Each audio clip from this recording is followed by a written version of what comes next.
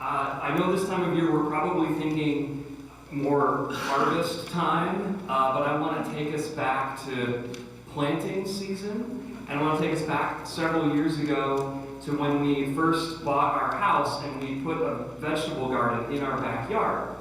And so we went to the garden store and we bought a few seedlings. And one of the seedlings was the smallest, saddest, weakest looking cucumber plant. It had two very tiny little leaves that were sort of wilted, and they had sort of brown around the edges. But we took it. I don't really remember why. We took it, and we brought it up to the cash register, and the person working said, "I can't charge you for that. That's not going to grow." But we took it, we planted it, and we looked at it, and I thought, that is unlikely to turn into anything significant at all. And truth be told, we hedged our bets. We bought a couple of other healthier-looking cucumber plants and planted those as well. But sure enough, they all, including this teeny tiny one, they all grew. I don't know if the summer of 2020 was like the greatest year for cucumbers of all time, but all of our plants grew like crazy into huge vines that overtook basically the rest of the garden and went beyond the bounds of the garden as well. And we had way more cucumbers than we had any idea what to do with. So we very quickly learned to pickle. And we pickled and we pickled and we pickled. We had, I think we still have jars of pickles from 2020. But our neighbors got pickles from us, and we went to Michigan to visit my parents. We brought pickles with us then. From such an unlikely beginning, such a harvest and such a bounty, such flourishing and such growth. Well, about 2,000 years ago, in the Middle East, a handful of folks started gathering around this leader, this teacher, rabbi, named Jesus. And as they spent more time with him, as they heard his teaching, as they saw him do these miraculous deeds, their hope started to grow. Could this be the one that they've been waiting for? Could this be the one who would finally restore the fortunes of the people of Israel, to throw off the Roman oppressors and lead them into a new day of flourishing and growth and power and prestige on the international stage? Their hopes were growing. And yet, as they took a closer look at Jesus, some of what he did and said and where he went did not exactly meet their expectations of who this revolutionary leader could be or would be. And I think maybe we hear a little bit of that.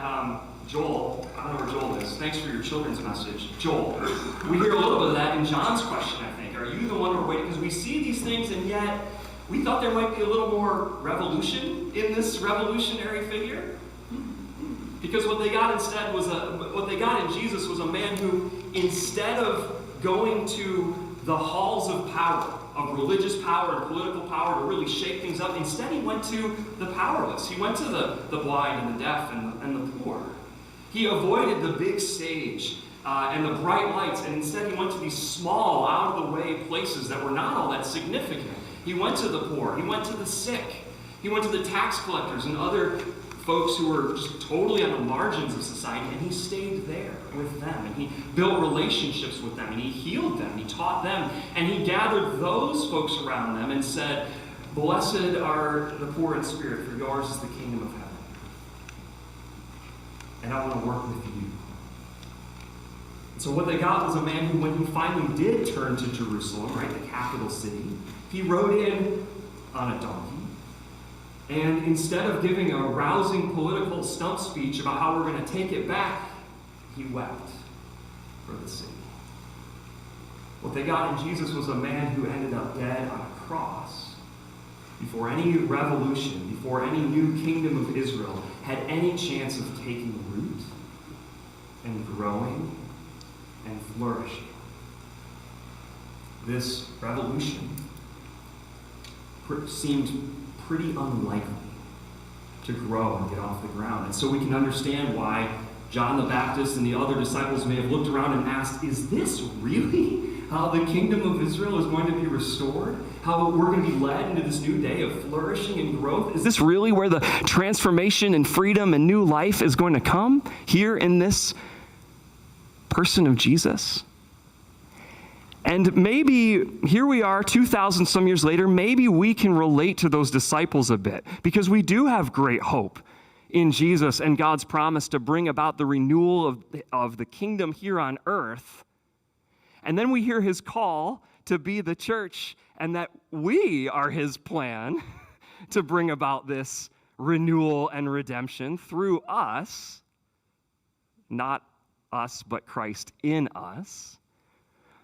And we look around at our lives, I don't know about you, but we look around and we go, seem pretty ordinary. Maybe on days when we're honest with ourselves, we even go, I've got some shortcomings. Maybe I haven't made as much spiritual progress as I would have liked. Or maybe we do have some things to celebrate, but we also know the setbacks in life. Or we maybe have some influence, but we sure don't have any real power when you compare ourselves to the real sort of power brokers on the world stage. What difference can we really make? And so it's understandable that we might be here and ask, is this really how the kingdom is going to grow and flourish in our relatively ordinary lives? Is this really the way that God is going to bring about the flourishing and growth of his kingdom? It seems pretty unlikely to take root and get off the ground. Well, to these concerns, to these questions, Jesus responds. He responds to his disciples, he responds to us today, as he so often does, with a story, a parable, using really ordinary imagery that certainly his disciples would have been very familiar with, and I think it resonates with us too if you've ever planted anything at all. The story, the parable of the mustard seed. And I think we have I forgot to grab a clicker, but if you could click forward, I think we have the words on the screen. I believe they're also in the insert of your bulletin, and so you can follow along there. But it's just two short verses from Matthew 13. Jesus told them another parable. The kingdom of heaven is like a mustard seed, which a man took and planted in his field. Though it is the smallest of all seeds, yet when it grows, it is the largest of garden plants and becomes a tree, so that the birds come and perch in its branches. This is the word of the Lord. Thanks be to God. Before we go any further, let's define what we mean when we say kingdom or kingdom of heaven, because we've been throwing that around. I've been throwing it around this morning, and Jesus uses that term in this parable. What are we talking about? What is Jesus talking about when he says kingdom of heaven? And when we talk about the kingdom, I think it's really helpful to think about a phrase that perhaps you have heard, and that is that the kingdom is already, but not yet. There's a tension when it comes to this reality of the kingdom. It is in some ways already and in other ways not yet. So when Jesus, let's talk about the not yet. When Jesus says kingdom of heaven, one of the primary things he is referring to is that future day that is promised when Jesus will come to finally and fully bring the plan of renewal and redemption to fruition, when all things will be made well. It's the imagery from the end of the book of Revelation, right? There will be no more mourning or crying or death or pain because the old order of things has passed away and the new has come. Jesus says, see, I am renewing all things. And that day is sure and certain, and yet it is in the future. We hope for it and we long for it. At the same time, the kingdom is also a present reality that is already here. And it's Jesus' ministry, his life, his teaching, his death, his resurrection that inaugurated the kingdom here on earth. And he continues to build the kingdom here on earth. And we experience it today as his people. And so we rightly expect to experience tastes of the kingdom now. And so every time we gather for worship, every time we experience the joy of fellowship with one another, of hearing God's love and word of forgiveness to us. Every time someone experiences the hope of new life in Christ, every time someone moves from being isolated and disconnected to finding a place of welcome and belonging in community, every time we experience comfort in the midst of pain, every time an injustice is corrected, there we say, here we have the kingdom of heaven in our midst. Point to that. Dallas Willard is helpful with this concept. He suggests that a kingdom, if you just think generally about kingdoms, a kingdom is a place where one person's influence determines what happens, right? It's one person's, and that's the king, the monarch determines what happens. And so the kingdom of heaven is any place where people's lives are transformed by the loving, powerful, merciful influence of Jesus. When Jesus comes to rule in our hearts, right? We say we want Jesus ruling in our hearts. Jesus, be born in us today. There the kingdom comes, and then our lives begin to reflect that kingdom reality of hope and peace and justice and joy and kindness. But it's not just an individual thing or just between, relationships with others. The kingdom is any place in our communities or our neighborhoods when we see the work of God's kingdom happening, shalom being restored. I think of a small example. Earlier this week, we live in Chaska. I was driving through downtown Chaska, and there's a church there that has it's called the Free Little Pantry, right? And it sits outside, and it's stocked with non-perishable food items that anybody in the community can come and donate, and anybody in the community can come and take some. And of course, it's coming up on, there's a lot of concern about federal SNAP benefits coming to an end or coming to a pause here. And so I know food shelves and others are really concerned about this and trying to figure this out. And so it just struck me that, 2 days before this was supposed to happen, there was somebody there at the Free Little Pantry with a huge box of the food that they had brought, and they're just filling it and they're stocking it.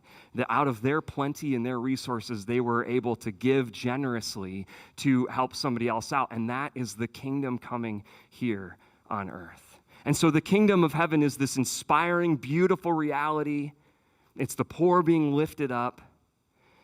But just as the disciples experienced 2,000 years ago, maybe we experience this today. We look around and we say, well, even those things seem relatively small, and they seem relatively insignificant. I mean, as wonderful as that story is, right, when you consider the need, the person filling the food shelf is like a drop in the bucket, right? We're going to need a lot more than that. So it seems unlikely to come to the kind of fruition we hope for. And then we just think about the way of Jesus, the way he went about his life. He didn't come to be served. He came to serve. He came to give his life. His life was not interested in building up his own self-importance or own self-promotion. It was for self-sacrifice, even to the point of the cross. And we look at that and we go, that seems like a really unlikely way to bring about the kind of revolution we're hoping for. When we look around at our own lives, we go, is this really the way the kingdom of heaven is going to come? But that is what this parable is getting at. Because Jesus says the kingdom of heaven is not like some powerful politician giving a really rousing speech. The kingdom of heaven is not like some well-known celebrity who's taking up a cause. Those can be good things. But he says the kingdom of heaven is like a really teeny tiny seed, a mustard seed, that then what do you do with it? You plant it in the ground and you cover it up with dirt. If you've ever planted anything from seed, I don't know, whenever I plant something from seed, I think there is no way, right? You literally put it in the ground and you never see it again. But Jesus says the kingdom of heaven is like that mustard seed. It seems small, it seems insignificant. Sometimes you can't even see it. It's covered up, it's hidden away.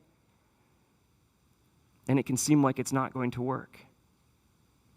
And you can see why we're attracted to maybe other models for getting the job done, models that seem to make more strategic sense. In fact, around the time of Jesus, we're not alone in this. Around the time of Jesus, there were others who claimed to be the rescuer, the Messiah, and their means were a little more conventional. They took up arms, and they gathered a dedicated group of people who would fight, a militia, basically, in their attempts to resist and overthrow the Roman Empire. They used more obvious strategies of trying to amass power and to use violence, and they all failed and fizzled out. Compare that to the mustard seed strategy of Jesus. The strategy of self-giving love to the point of death looks like failure and weakness. Going to your death on a cross looks like, it is humiliation and failure. It looks small and weak, like a mustard seed. But here is the mystery and the glory and the beauty of the kingdom. It is precisely in that self-giving love. It is precisely in that sacrificial death on the cross that we have the seed of the kingdom. That seed that contains within it somehow the power to defeat death itself. That self-giving love that has the power to really, truly transform our hearts and minds and to shape us into the kind of people who can go and do likewise for others. The power of the love of Jesus dying for us to reconcile us with God and give us new life with Him and with one another.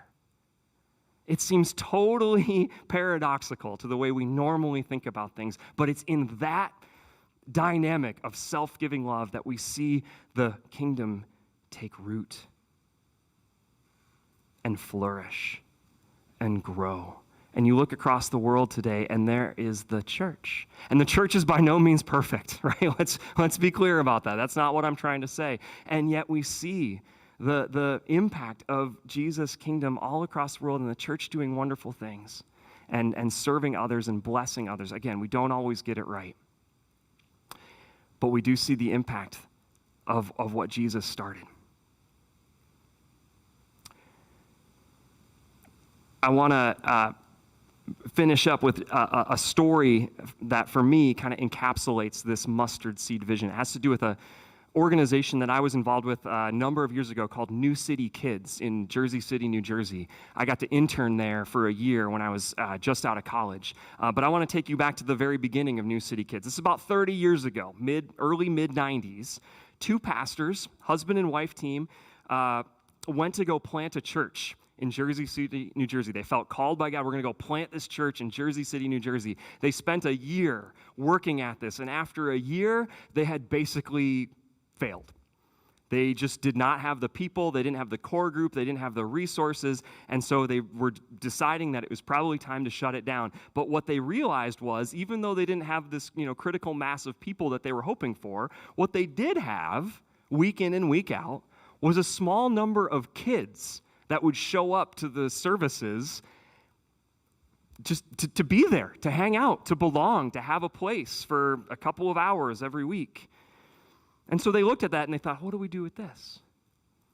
Now, everybody knows you don't plant a church with kids. For one thing, they don't tithe a whole lot. Another thing, though, if you just look, again, just thinking conventionally, they don't have the skills or experience you're looking for in a deacon or an elder. How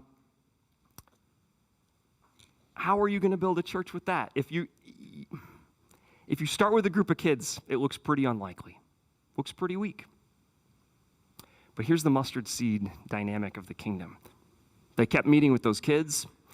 They invested in them. They spent time with them, doing really regular things like listening to them and reading with them and teaching them musical instruments. They didn't have a worship team, so they taught the kids. They taught piano and guitar and drums.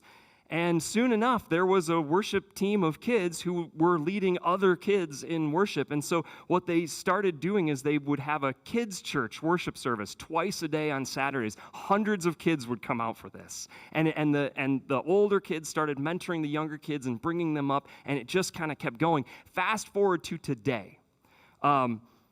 Actually, going back a few years now, New City Kids transitioned from a 1-day-a-week kids church to a 5-day-a-week after-school center during the year, and then a summer camp during the summer. They employ teenagers now to tutor the younger kids and to teach them guitar and art and drama. And then the teens get mentoring from the adult staff. They get job training. They get college prep. And now they have multiple locations in New Jersey. They've got one in Michigan, and they are mentoring other programs like this in other parts of the world. That is the mustard seed of the kingdom. And it started with a failed church plant and a bunch of kids. And when you zoom out and you look at New City Kids today, you see this incredible picture. I mean, it is like a tree that has grown and has provided places for those kids to come and find shade and respite and a place to belong and grow and flourish. But when you zoom in on it, what you still see is a bunch of people doing daily mustard seed activities, people hanging out with kids and helping them with their math homework, or teaching a teenager how to play a G major chord on the guitar so they can turn around and teach it to the third grader. It's being available to listen and offer some hope and encouragement when things aren't going so well. See, it's our smallest acts of self-sacrifice, our smallest acts that are shaped by Jesus and what he has done for us on the cross. They are like a seed with incredible potential. Those small, seemingly insignificant, unlikely acts contain within them the fullness of the kingdom of heaven. Every time we gather for worship, to hear God's love anew. Every time we volunteer to serve with and for our neighbors. Every time we take just a moment longer to listen before we speak, maybe to ask a question out of curiosity or to speak a word of compassion, especially with somebody we may disagree with. Every time we wake up in the middle of the night to feed the baby, or every time we go to the nursing home to tend to an ailing parent. Every time we stop to pray. These are the small acts of faithfulness, the small acts of self-giving love that may seem unlikely to yield anything, but that contain within them the fullness of the kingdom of heaven. One final encouragement. A few words in the parable you can easily slide right past are, yet when it grows. I think we can hear in those words a subtle but sure promise that the kingdom of heaven will grow, is growing, when it grows. And we can be assured of that because it's not our deeds that make the difference. It is what God is doing and empowering and working in and through us. It is empowered by Jesus, whose death against all odds defeated death, and whose resurrection is the guarantee of our new life and that the kingdom of heaven is coming. The kingdom of heaven is growing. The kingdom of heaven is flourishing. And as unlikely as it may seem, we are called, we are gathered by God's grace to be a part of it. Thanks be to God.